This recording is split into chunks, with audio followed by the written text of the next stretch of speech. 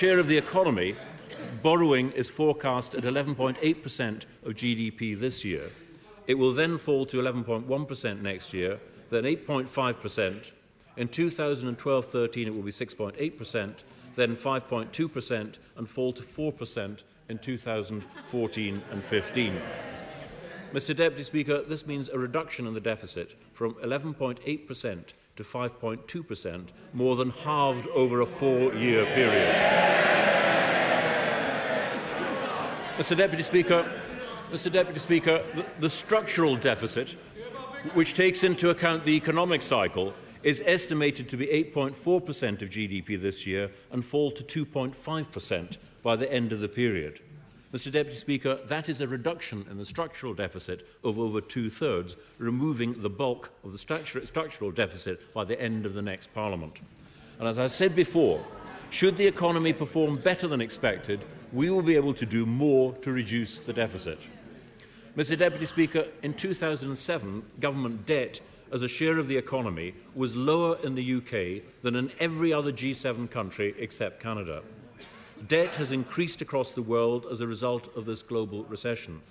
According to the IMF, net debt as a share of GDP is expected to reach 82% in Germany, 83% in France, and 85% in America. As a result of our action to support the economy, I can forecast that public sector net debt here will reach 54% of GDP this year. It will then increase to 75% by the end of the forecast period in 2014-15.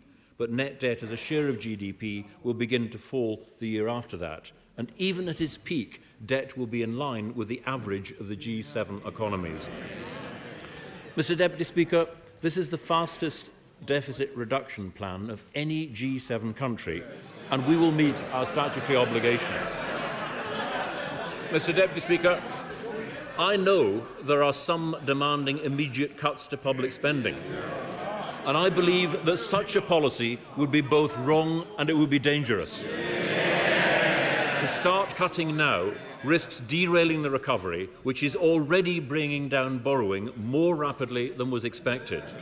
To go faster in the face of uncertainty would mean taking a huge risk with people's jobs, incomes, and our country's future. And I'm not prepared to take that risk. We have worked too hard as a country to come through this recession to throw it away now. Mr. Deputy Speaker, we will need to work as hard to establish a platform for sustained growth, jobs and prosperity in the long term. Since the start of the global crisis, I've always been clear the support for the economy now must go hand in hand with a clear plan to reduce borrowing. And our plans to reduce borrowing by £78 billion in cash terms over the next 4 years. We are set to achieve this goal by a combination of 3 elements: tax, public spending cuts, and, of course, growth in the economy. First, on taxes, I've already made difficult decisions, and I've been guided by our values of fairness and the need not to undermine the recovery.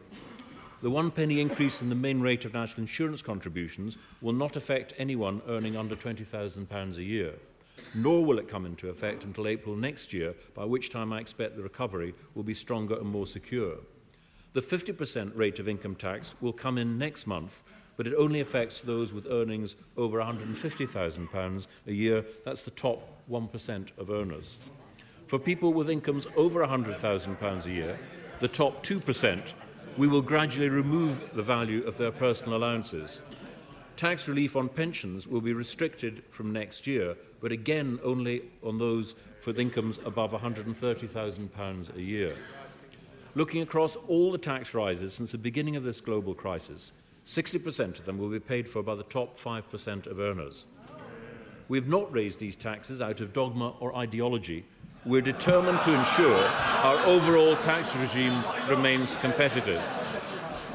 But I believe, Mr. Deputy Speaker, that those who have benefited the most from the strong growth in incomes in the past years should now pay their fair share of tax.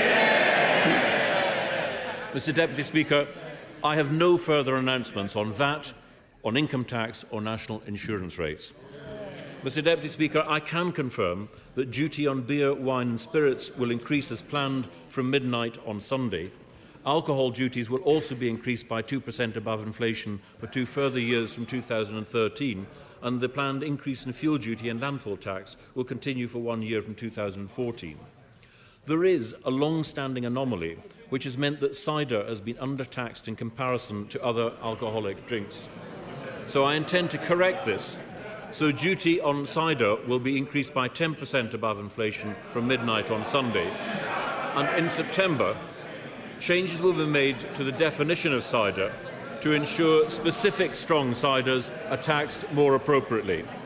Tobacco duty will will increase from today by 1% above inflation and then increase by 2% in real cuts each year, real terms each year until 2014. Mr. Deputy Speaker, I have also decided to freeze inheritance tax threshold for a further 4 years, and this will help meet the cost of care for older people. And my right honourable friend, the Secretary of State for Health, will shortly set out further proposals. Altogether, our tax plans will raise £19 billion towards reducing borrowing. Mr. Deputy Speaker, the next element of our fiscal plan is to control public spending. But to cut spending now, before recovery is self-sustaining, will be short-sighted and counterproductive.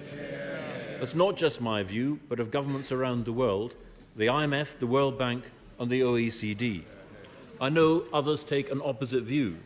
Indeed, the House will remember, in his budget response last year, the Leader of the Opposition even then demanded immediate action to cut spending. If we had listened to him, the result would have been to deepen the recession and to delay the recovery, to see more businesses closing and more jobs lost. And as a result, borrowing would have been higher, not lower. Now, we didn't follow that course, nor did any other G20 country. And cutting support now would take demand out of the economy, pull the rug from under the recovery, and delay our return to sustained growth. So we will stick to our spending plans for next year,